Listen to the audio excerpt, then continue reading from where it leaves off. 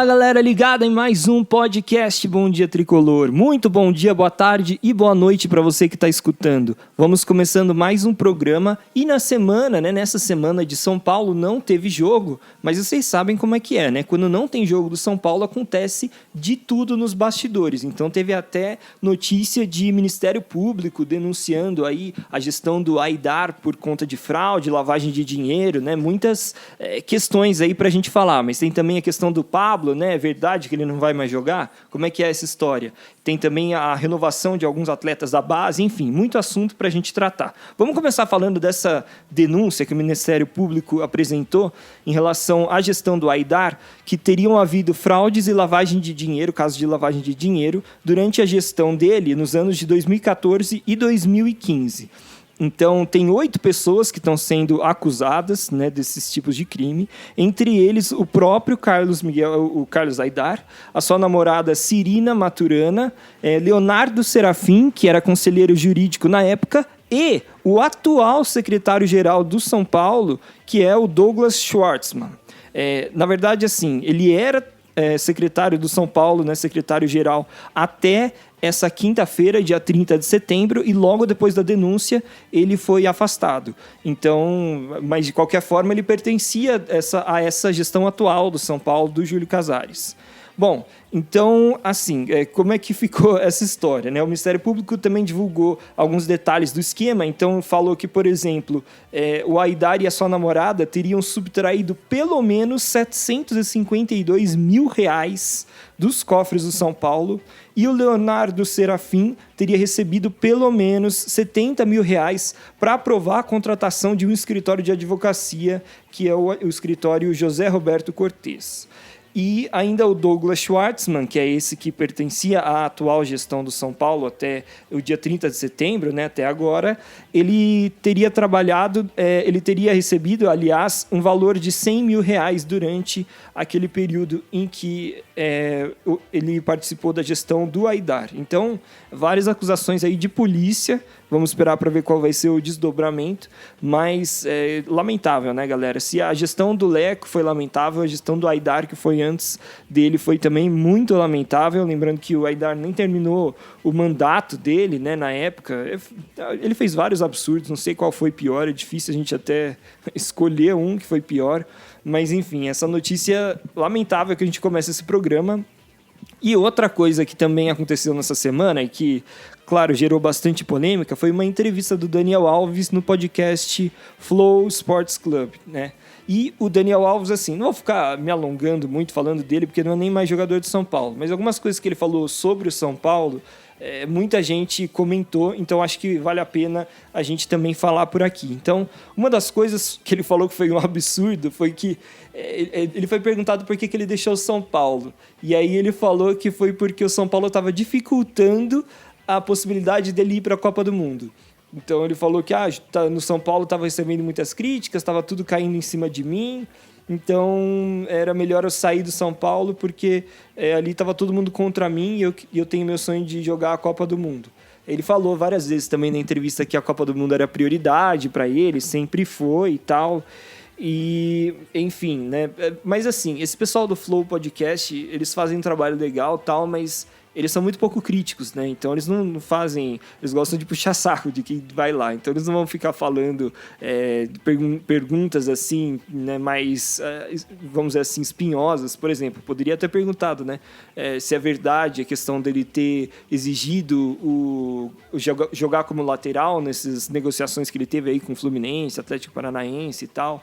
Mas, enfim, eu acho que o que mais chamou a atenção nessa entrevista foi esse absurdo aí. Ele se vitimizou a entrevista inteira, compra o discurso dele quem quer, mas a gente sabe que a verdade não é essa. E assim, uma coisa que foi muito estranha foi, no final das contas, tipo, o Daniel Alves, ele queria continuar jogando para atuar pela seleção, e agora, cara, ele vai ficar um tempão sem jogar, né? Ele falou que a ideia dele é jogar na Europa, né, no final do ano, se transferir para o mercado europeu, mas também não descarta jogar por um time aqui no Brasil, se não tiver opção. E assim, ele vai ficar um tempão sem jogar, então ele vai diminuir a chance, ritmo de jogo, né, a chance dele ir para a Copa do Mundo. Ele vai ter ali, claro, metade do ano que vem, até Aliás, a Copa do Mundo é no final do ano, né? Então ele vai ter um ano, né? O ano que vem, basicamente, para mostrar serviço, mostrar que ainda tem condições.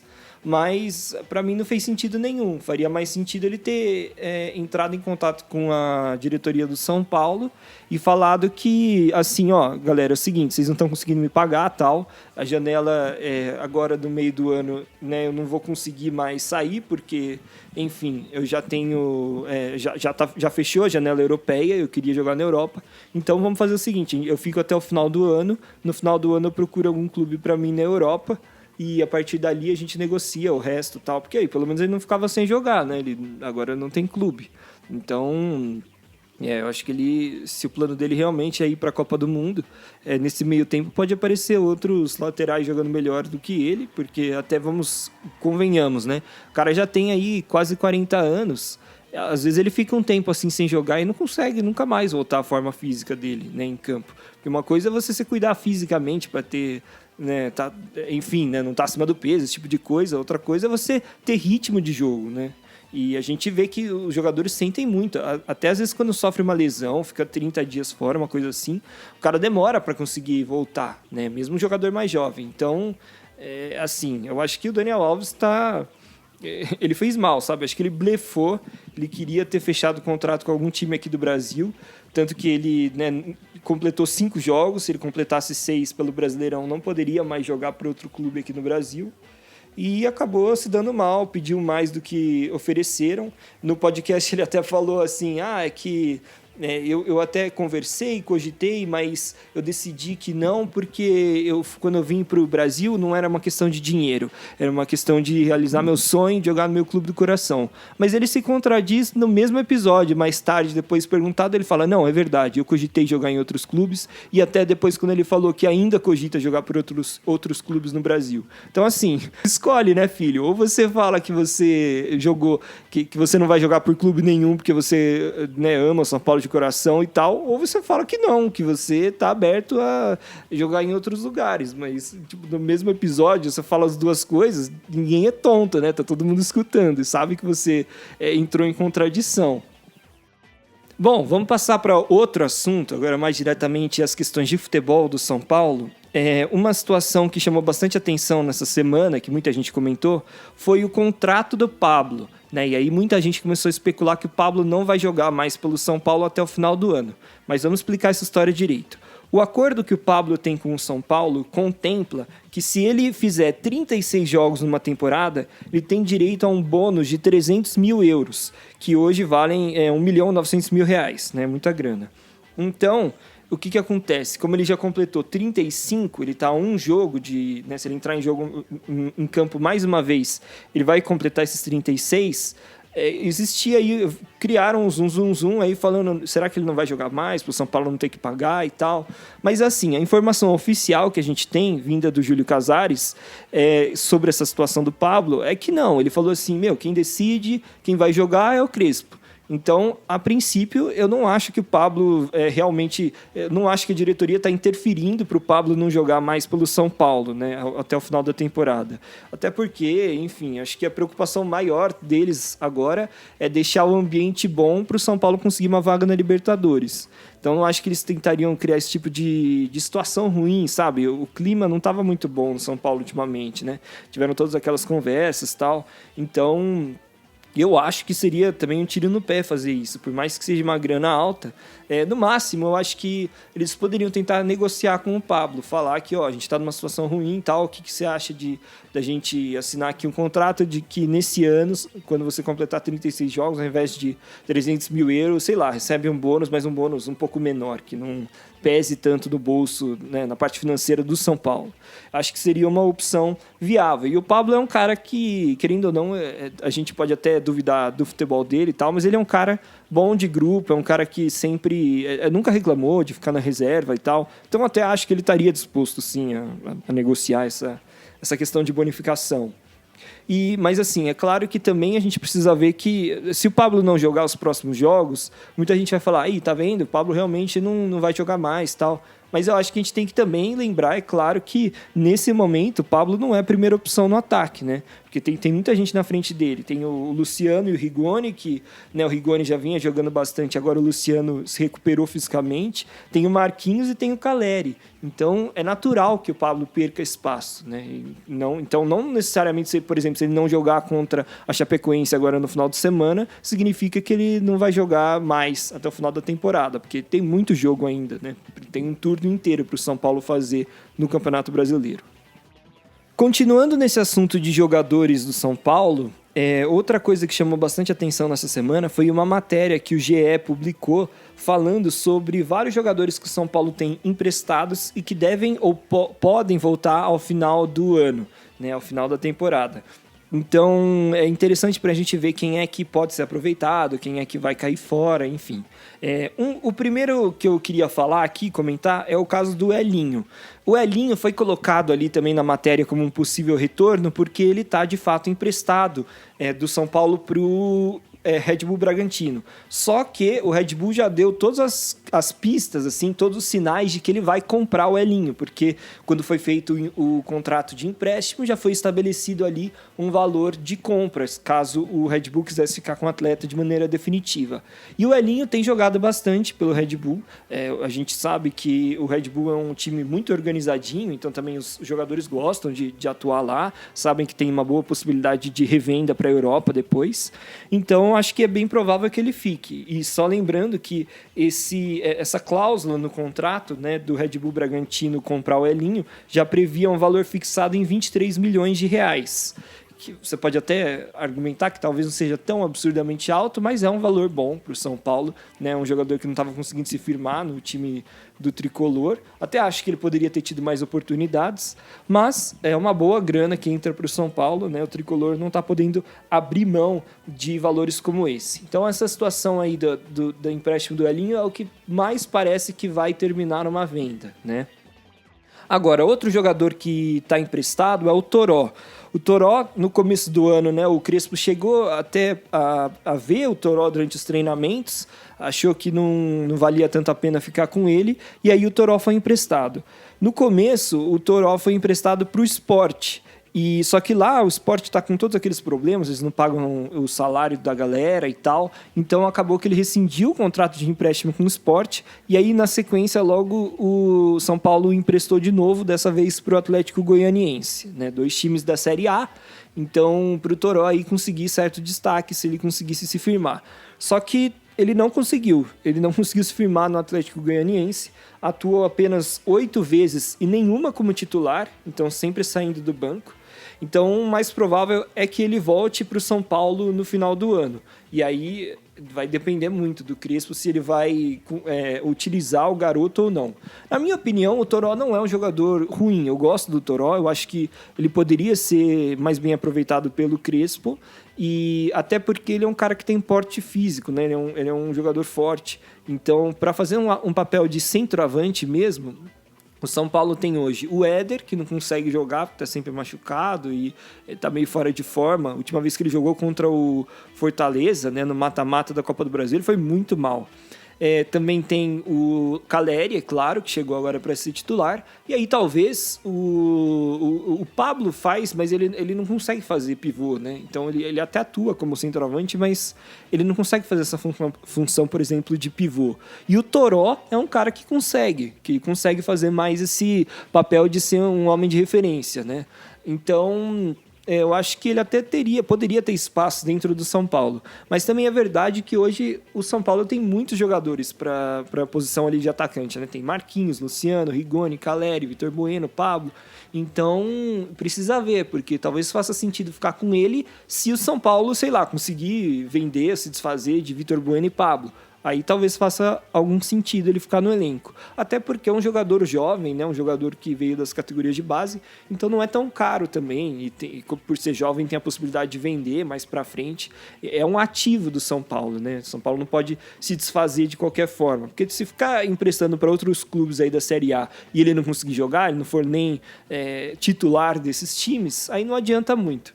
Agora, outro jogador que tem uma situação que também foi emprestado para um time da Série A, mas esse conseguiu sim se firmar, foi o Paulinho Boia. O Paulinho Boia foi para o Juventude, ele tem jogado bastante lá, tem ido bem e tal, só que nessa última semana, tava dentro de campo, tava indo tudo bem, fez vários gols e tal, mas fora de campo, nessa semana, foi o Juventude acabou afastando o Paulinho, ele tá treinando separado, porque, segundo o Juventude, né, o que eles falaram foi uma questão de ele descumprir os protocolos do clube. Então, ao que deixa entender, foi alguma questão aí relacionada a protocolo de Covid, né? Então, talvez ele tenha, né, saído sem máscara, não sei o quê, e foi punido pelo clube.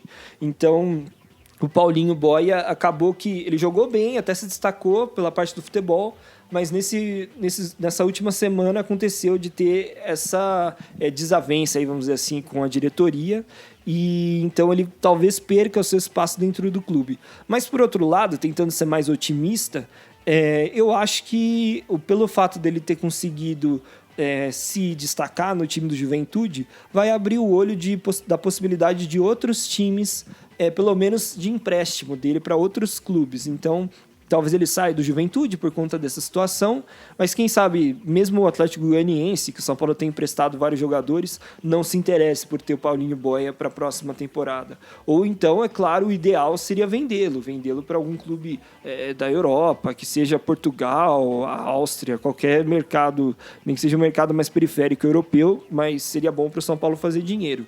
Em relação a aproveitá-lo no time do São Paulo, eu acho difícil, porque, assim, o Crespo não tem utilizado pontas, né? Ele não tem feito um esquema com pontas. E o Paulinho Boia é um ponta mesmo. Ele não consegue fazer nem a função de segundo atacante.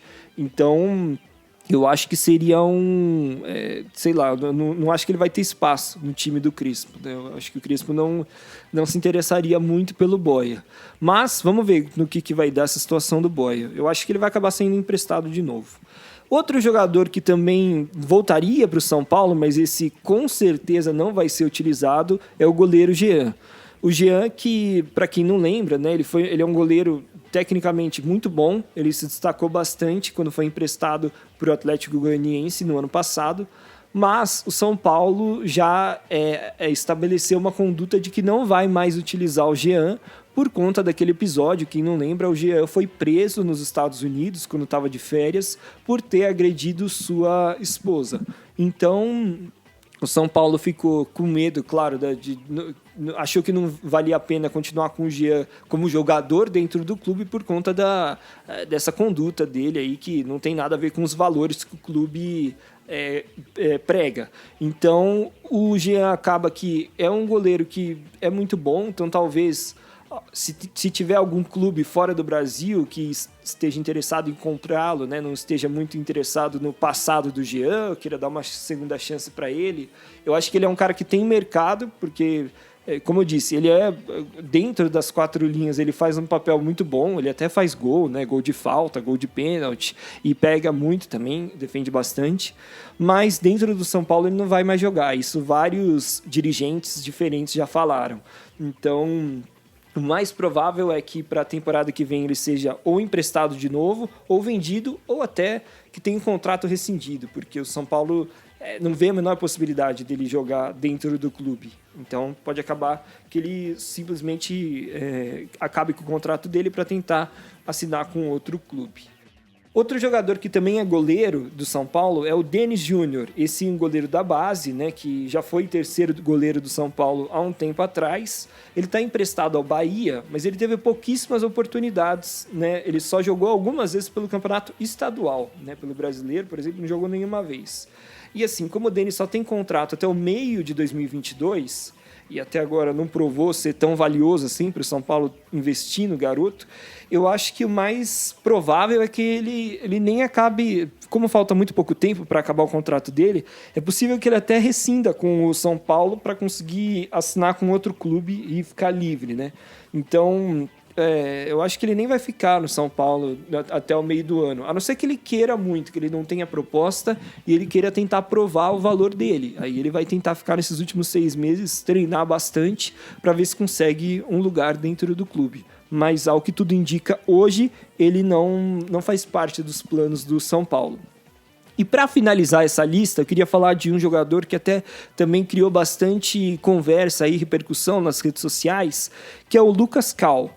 O Lucas Cal é um zagueiro da base do São Paulo, né, que na base do tricolor só atuava como zagueiro, só que recentemente ele foi deslocado para a posição de volante.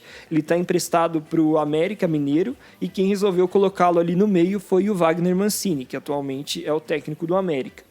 E parece que deu bastante certo, porque nos últimos 4 jogos ele fez 1 gol e deu 3 assistências. Então, às vezes, né, o cara não se destaca muito numa posição, mas vai bem em outra. Né? Um exemplo claro, que a gente não esquece disso no São Paulo, é o Léo. Né? O Léo era lateral direito, lateral esquerdo, aliás, um lateral ok, mas como zagueiro, pelo lado esquerdo, ele tem se destacado, tem atuado bem melhor, né? Ele é bem melhor como zagueiro do que o lateral. E o Lucas Cal pode ser que entre nesse mesmo tipo de situação, né? De ser um cara que atuava por uma posição, mas se destaca mais por outra. Então, considerando que o time do São Paulo não tem um grande número de volantes, esse pode ser um jogador interessante para voltar e ser utilizado pelo Crespo. Porque vamos lá, né, galera? Considerando que o Nestor não consegue ser exatamente um volante no São Paulo, né?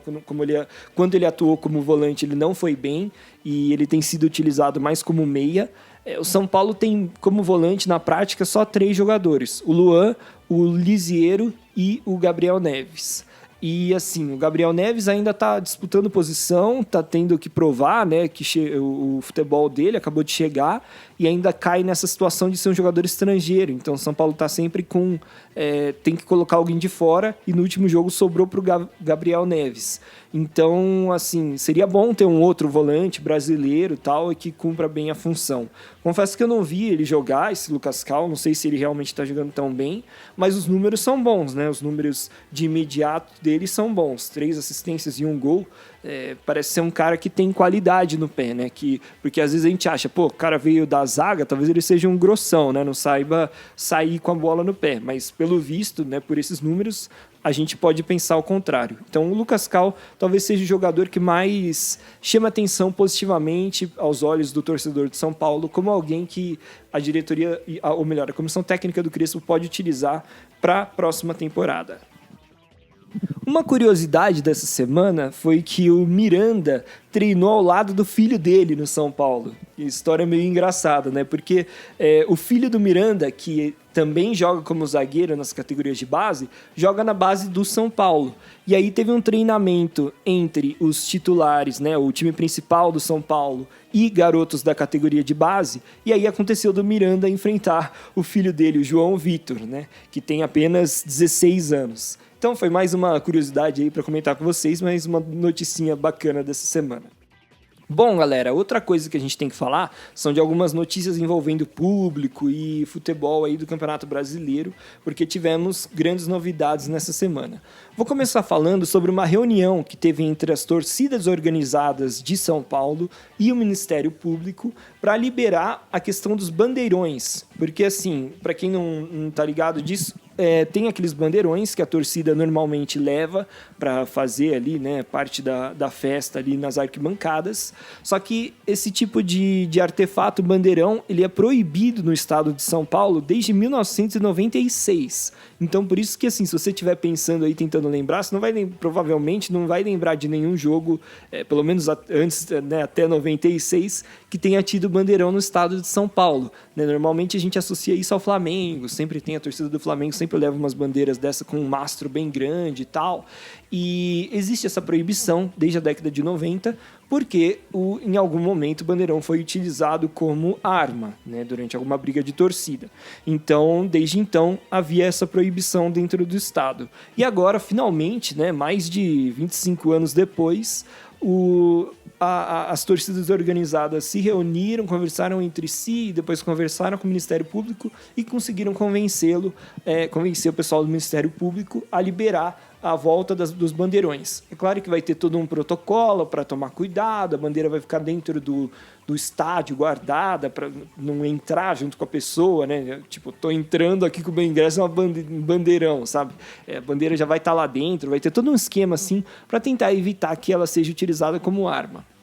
Mas, enfim, eu acho uma notícia legal, muito boa, porque a gente sabe que, na verdade, né, Tipo, em São Paulo existia essa proibição do bandeirão e continua existindo a questão da torcida única, né, nos jogos entre os times daqui do estado. E é muito chato isso, né? E se você for pensar bem, a maioria das questões de preocupação com violência relacionadas ao futebol, né, de brigas entre torcidas e tal, acontecem fora do estádio. Então, essas proibições que vêm para dentro do estádio, muitas vezes nem fazem tanto sentido, porque, enfim, as brigas acontecem fora do estádio, é uma questão, às vezes nem no entorno do estádio, às vezes é longe, as torcidas organizadas, elas, pelo incrível que pareça, isso acontece de verdade, elas, tipo, se reúnem, marcam uma hora para se encontrarem no lugar para brigarem. Que é tipo um clube da luta da vida real, uma coisa inacreditável, mas acontece em São Paulo, né? E é um problema de segurança pública, né? Não é só um problema do futebol. Então, às vezes, não faz sentido. A punição, você pode até punir, deixar a torcida única, proibir o bandeirão e tal, mas na prática que isso realmente traz algum tipo de resultado? Porque parece que não, né? Porque as brigas acontecem fora dos estádios. E falando em volta do bandeirão, outra coisa, claro, que a gente tem que falar foi que nessa semana ficou estabelecida que vai voltar o público no Campeonato Brasileiro. Já nesse final de semana agora, né, do dia 2 e 3 de outubro. Então, como é que vai funcionar isso? Tem alguns... É claro que essa questão de público nos estádios depende de uma lei municipal e estadual. Então, por exemplo, né, na cidade de São Paulo, pode ter público ou não? Depende do que as leis aqui do estado, né, e da cidade estão permitindo no momento, em relação à pandemia. Então, no caso de São Paulo, do estado de São Paulo em si, a liberação dos públicos só foi negociada para acontecer a partir do dia 4 de outubro. Isso significa que nesse final de semana não vai ter público nos estádios de São Paulo. Porém, o que aconteceu? Quais seriam os jogos da rodada que aconteceriam aqui no estado de São Paulo? Teria o jogo do Palmeiras, que vai acontecer, né, no estádio do Palmeiras mesmo, e o jogo do Bragantino contra o Corinthians lá em Bragança. E além do jogo do Santos também, que seria na Vila Belmiro. E aí, o que ficou estabelecido? Palmeiras e Bragantino resolveram que eles querem jogar, mesmo sem público, nessa rodada, não tem problema. Então, os jogos vão acontecer. O Santos falou que não. Então, o jogo do Santos vai ser reagendado para alguma data que ainda não está estabelecida. E o São Paulo, ele já iria jogar fora de casa, então não teria problema. Então, o São Paulo vai jogar contra a Chapecoense, lá em Chapecó, e o jogo vai ter público. Mas, enfim, de qualquer forma, já está estabelecido que vai voltar ao público nesse final de semana. Ainda tem um estado que está assim, meio que ninguém sabe como é que vai ser direito, que é a Bahia, né? Por lá ainda existe a proibição de público nos estádios, não conseguiram convencer as autoridades locais. Então, ou o Bahia vai ter que reagendar alguns jogos, ou ele vai jogar sem público, ou ele vai jogar em outro estado, né? Para conseguir ter público, talvez algum outro estado ali próximo, né, no Nordeste. Mas, enfim, o interessante é que o público nos estádios vai voltar, né? É claro que existe sempre uma preocupação em saber qual que é o momento certo para fazer isso. Então, será que cabe agora ter público no estádio? Como é que vai ser e tal? E vai variar, galera. Isso aí vai ser uma confusão, porque vai ter... porque, assim, vai variar conforme a lei local. Então, vamos supor, em São Paulo, pode ser que falem assim, pode 10% da capacidade do estádio. Aí, no Rio de Janeiro, falam, não, aqui é 35%.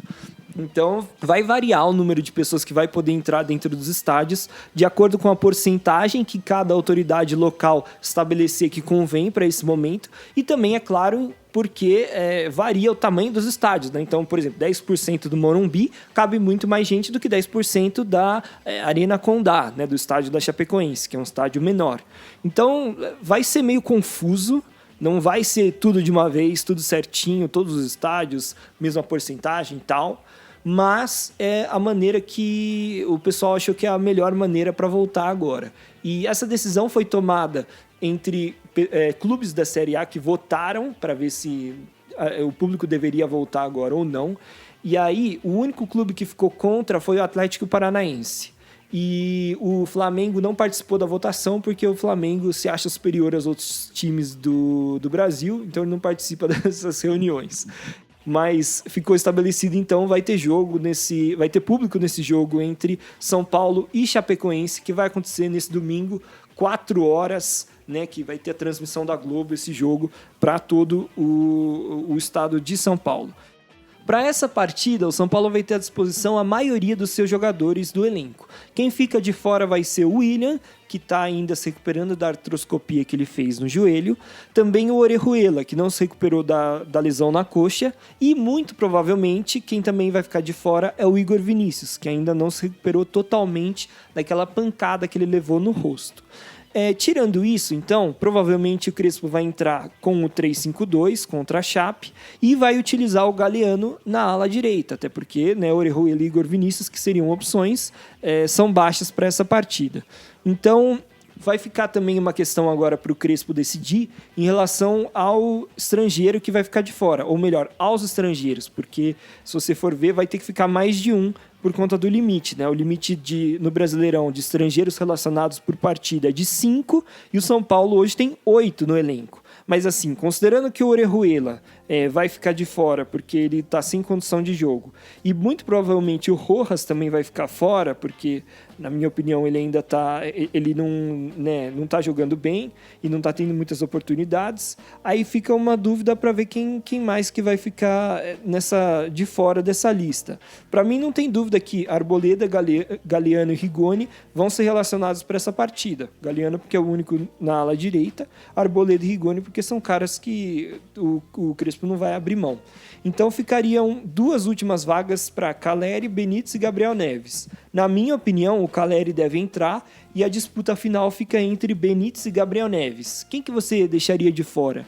Na minha opinião, o Crespo deveria colocar o Gabriel Neves à disposição no banco, deixar o Benítez fora, porque pelo menos pelo que a gente viu de jogo, né, a última vez que a gente viu o Benítez jogando, ele estava bem mal. Mas, claro, depende da observação do treinador. Às vezes ele vê que o Gabriel Neves não está jogando tão bem ou que o Benítez está começando a melhorar. E, por outro lado, o São Paulo vai ter à disposição Luan e Lisiero desde o começo da partida. Então, às vezes, ele pode achar que não precisa ter mais um volante no banco de reservas. Para essa partida, o São Paulo também vai ter vários jogadores pendurados, que tem que tomar cuidado para não levarem o terceiro cartão amarelo. São eles o Galeano, Rodrigo Nestor, Luan, Gabriel Sara, Luciano e Rigoni. Para finalizar, eu queria falar para vocês sobre uma notícia que também foi divulgada pelo GE de vários garotos da base do São Paulo que estão em final de contrato e por conta disso a diretoria do São Paulo está tentando renovar com eles. Vou aqui falar cada um, né? Primeiro, o mais preocupante é o zagueiro Luizão, que tem 19 anos e ele é titular do time do Alex Sub-20 e o Luizão só tem contrato até dia 31 de dezembro.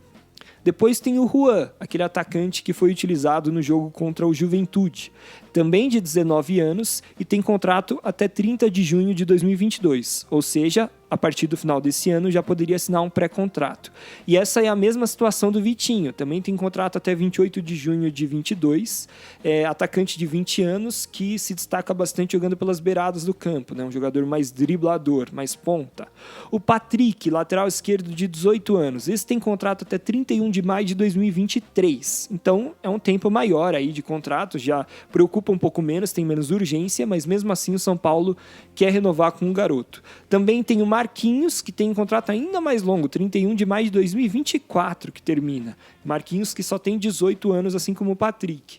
E o São Paulo também procura o Marquinhos para tentar renovar. Mas assim, 31 de maio de 2024 tem tempo, né? Até lá ele pode se destacar, jogar bem e ser vendido antes disso. Mas, vejamos, né? Uma preocupação aí da diretoria de São Paulo para não deixar garoto sair de graça, porque eles sabem que é a principal receita do São Paulo atualmente. Bom, galera, eram essas todas as informações que eu queria passar para vocês. Muito obrigado por escutarem o episódio até o final. Lembrando que vocês podem escutar o podcast Bom Dia Tricolor nos agregadores de podcast, seja Spotify, Apple Podcast, Google Podcast, a gente está em todos. E também pelo YouTube, que é só você procurar lá Bom Dia Tricolor, que você vai achar o nosso canal, que nós temos também disponíveis lá. Muito obrigado por escutarem, galera, e até a próxima!